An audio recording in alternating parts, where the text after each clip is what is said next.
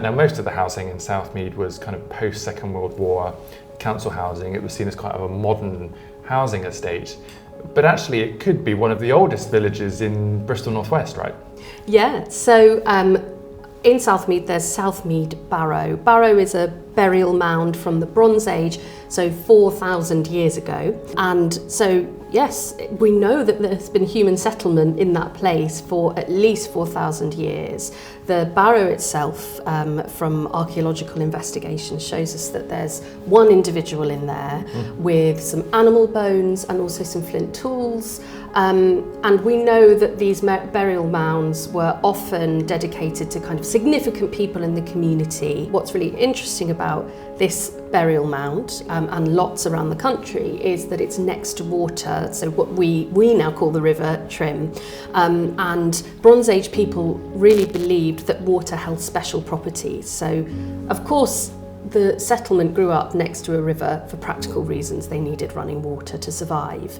But what I think is really interesting, and I think is a lovely link all the way back from us to them 4,000 years ago, is that they gave more significance to water. So they believed that water was a kind of portal to being with their gods. And so you find artifacts in water that would have been thrown in as offerings, and it's a working theory, but because we don't really know exactly why, but it might be that burial mounds are near running water because it was believed that that would carry you to the afterlife.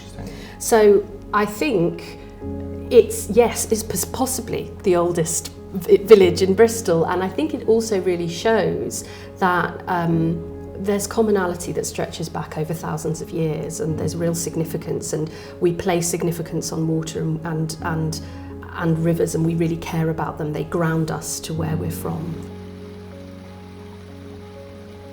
You're part of the Save Water to Save the Trym group, and we've just been talking a little bit about the history of the River Trym. Tell me why people today care so much about it and what they're doing. Well, I think a local stream is always, brings a bit of value to a community. It's just life, isn't it? And a park is nice, green space, but a park with some water in it, a pond or a river or a stream, is so much more. And is there do you have to do maintenance? Do people help you do that? What is it that the group has to do if they kind of care about that part of the Well, the Save Water to Save the Trym group is very specifically focused on doing what the community can to stop these combined sewer overflows, the CSOs that people have heard about. So those arise where you've got properties built before about 1960, where the rainwater from the roof goes down the same pipe as the foul water sewer.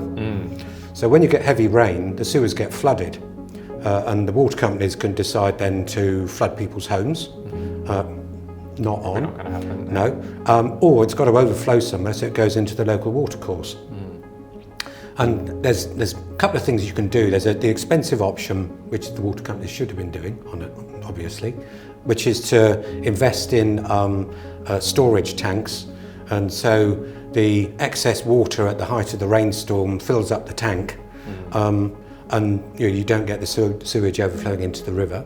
That costs quite a lot of money, takes time. Locally, if everyone had a water butt, and the water butts were empty and then it rained heavily, you'd find that the amount of water and tainted water going into the streams was much reduced, because it'd be filling up the water butts.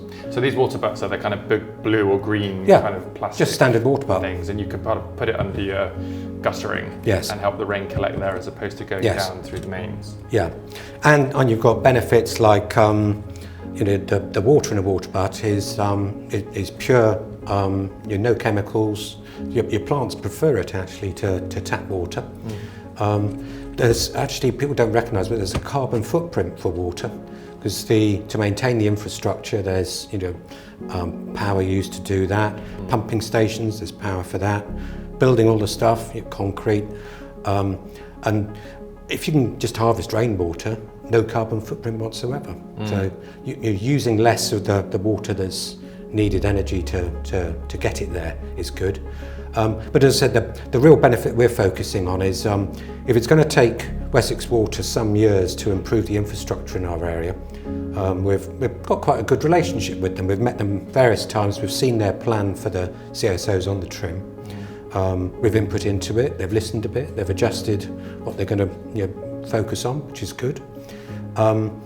If that's going to take them some years, then what can we do in the meantime?